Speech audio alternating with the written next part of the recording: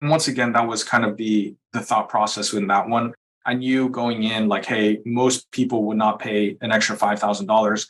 I don't mind spending $5,000 in a place that I know, which was Broken Arrow. And, a lot of people would be like, yeah, I would love to invest $5,000 in Broken Arrow. So taking charge and knowing, hey, not every deal is going to be, I pull out all my cash. But yeah, you want to invest in places where you want to. And yeah, once again, so creative financing, yeah, that's kind of something that I've been doing a lot just because at the time I didn't have that much capital. Mhm. And so that one was a lease purchase. I've also done, for example, another story. This is when I was kind of marketing and not really taking on clients. I did a lot of yellow letters, and I'm sure you're familiar with those, Yeah. but basically hitting anybody with equity up just to get, a relationship started. And so this one, she was actually going through a pretty bad divorce.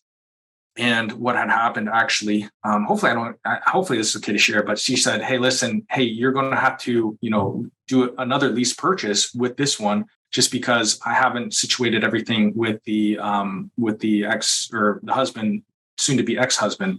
And so she said, I don't want anything to do with this property. I'm, all these memories or blah, blah, blah. So, emotionally was there.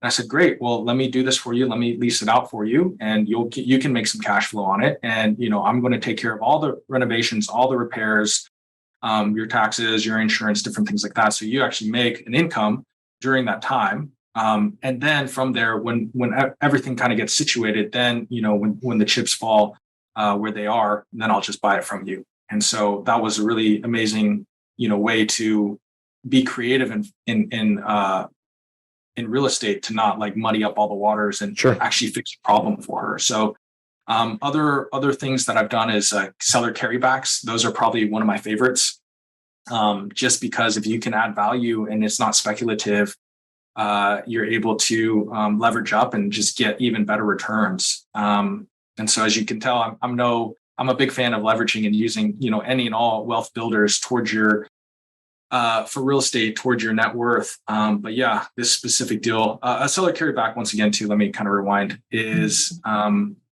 if the seller has equity or seller financing. So I'll kind of explain both of those. So seller financing is, if a seller owns a property outright, they're actually becoming the bank for you. Mhm. So for example, I bought a house in Broken Arrow. He wanted a little bit much, but he owned it cash. So I said, hey, listen, if you carry the mortgage back, what I'll do is I'll pay you a monthly income, and you'll be able to get, let's say, $20,000-$30,000 up front. But then I'll be able to give you that monthly income in 3 years. I'll pay it off, refinance it, blah, blah, blah. And so I was able to make a deal happen that way. Basically, it's when the seller becomes the bank for you. They hold the mortgage, they hold the note. And, in some cases, you can get a better rate, a better amortization, a better fixed period, and different things like that. And that's great for owners too that don't want a huge tax hit. If they know that they're making a lot of money today, but 3 years they're going to be retired, which is often when this happens, right? People want to start offloading their portfolio because they don't want to manage properties anymore. They're getting into retirement age. They want to spend more time on vacation with their family, et cetera. They're willing to take the hit in a future year where they, don't have as much income and therefore won't pay as much tax on the sale of the property. Yeah. And then once again, being creative in actually him getting his number, but then me being able to leverage out a little bit better and get better terms too. So that's a seller financing. A seller carryback is basically the seller becomes a bank for you, but it's in the second position. It's usually not for, the majority of the loan. It's usually for anywhere from, 5, 10, sometimes even 20%, 30% of the actual purchase price. And so, for example, same example, a house for $100,000, instead of carrying back $80,000 or carrying $80,000, he would want to only carry, $10,000 or $20,000. Usually in that case, they don't own it outright, but they can kind of either half their, their returns or whatever the case may be, and then actually gain interest on that too. So one example of that was I actually took down a 5-package deal using a carryback. Nice. And she was just really firm on her price. Hey, I want $400,000. I want 400,000. It's like, I'm sorry, it's not worth that much. But, if you were to carry back this and blah, blah, blah. So it got a little complicated, but, after communicating and, just like, hey, it's worth it. If you work with me, you'll get this, you will get it.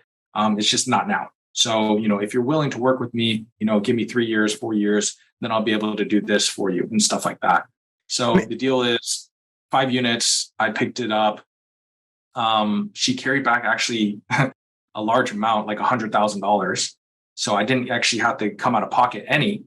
And part of them were rented out. Part of them I had to kind of do a little value add. And basically throughout the years, whenever a vacancy would come up, I would just use the cash flow to renovate it. And that worked out really well. And once again, she got her price, but I got my terms. So it's just another time on the table. So we did interest only, 3%. So it's pretty low. Beautiful.